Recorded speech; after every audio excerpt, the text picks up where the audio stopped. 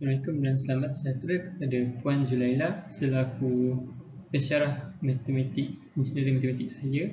Saya Nur Syakir Zulfairi bin Syamsul, nama matriks 09DMB-F 2014 dan rakan saya Muhammad Ashraf bin Azmi 09DMB-20F 2004. Kami akan membentangkan tentang aplikasi pembezaan dalam bidang kejuruteraan. Pada slide ini, saya akan menunjukkan sahaja isi-isi kandungan dalam slide kami. Yang pertama, kami akan ada apa itu pembezaan dalam matematik kejuruteraan. Yang kedua, aplikasi pembezaan dalam matematik kejuruteraan. Yang ketiga, contoh soalan yang berkaitan dengan pembezaan. Yang keempat, iaitu akhir sekali, kesimpulan yang kita dapat daripada pembentangan ini. Daripada slide ini, saya akan menceritakan pengertian pembezaan. Pembezaan adalah suatu proses untuk mencari terbitan, iaitu derivatif atau kadar perubahan, rate of change dalam suatu fungsi. Teknik kritikal pembezaan boleh dijalankan dengan pelbagai cara. Salah satunya adalah manipulasi algebra menggunakan 3 terbitan asas, 4 peraturan operasi dan akhir sekali pengetahuan tentang cara memanipulasi fungsi. Pada slide ini saya akan membentangkan aplikasi yang para jurutera gunakan melalui proses pembezaan ini. Yang pertama, para jurutera boleh mencari titik stationary pada graf. Para jurutera juga gunakan pembezaan ini untuk mencari nilai maksimum dan minimum. Dan akhir sekali, para jurutera menggunakan pembezaan untuk mengenal pasti kadar perubahan. Seterusnya, saya akan memberi ruang kepada Muhammad Ashraf untuk membentangkan contoh soalan yang mengenai pembezaan. Assalamualaikum warahmatullahi taala wabarakatuh. Nama saya Muhammad Ashraf bin Azmi. Nombor matrik saya adalah 09DMB-20F204. Hari ini saya akan menyelesaikan penyelesaian masalah berkaitan dengan rate of change.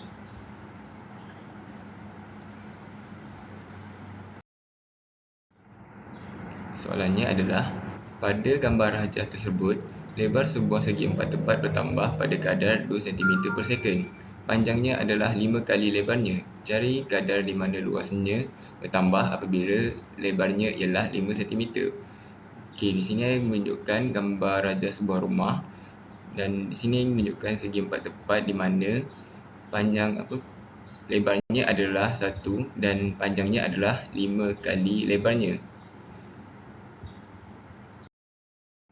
Seterusnya, saya lukis balik segi empat tepat pada gambar rajah rumah tersebut, iaitu kita dapat panjangnya adalah 5x dan lebar kita adalah 1x.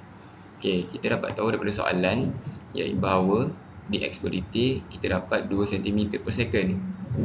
Dia suruh kita cari dA per dt apabila panjang kita r adalah 5 cm.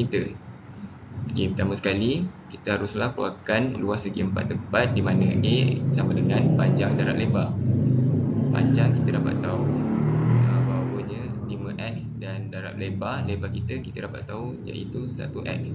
So kita darabkannya 5x darab x sama dengan 5x kuasa 2. Seterusnya kita haruslah bezakan 5x kuasa 2 itu untuk mencari dA per dx. So kita bezakannya, kuasa 2 saya darabkan dengan 5 dan 2 ni saya akan tolak dengan 1, dapatlah 10x. Okey, dengan menggunakan formula chain rule iaitu dA per dt sama dengan dA per dx darab dengan dx per dt. Kita dapat tahu dA per dx kita dapat 10x darab dengan dx per dt kita darab dengan dx per dt kita tadi kita dapat 2 cm. So kita darabkannya kita dapat 20x.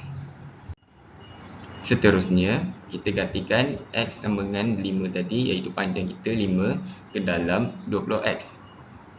Okey. kita dapat tahu dA per dt kita adalah 20x. So kita gantikan x dengan 5 ini masukkan ke 20x.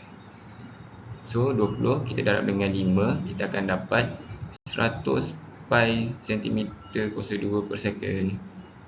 Sekian, terima kasih. Dan akhir sekali kita dah sampai ke penghujung pembentangan kumpulan kami.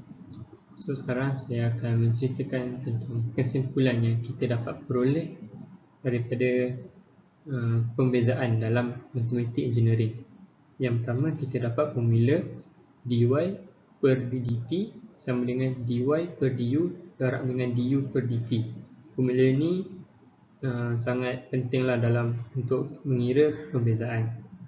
Yang kedua, kita juga boleh simpulkan yang pembezaan dia sangat membantulah untuk para arkitek untuk mengira luas suatu objek dengan lebih mudah.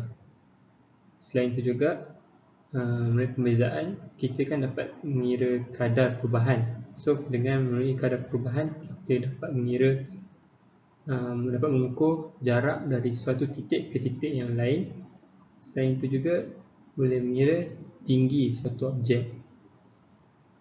So itu sahaja daripada kami. Terima kasih.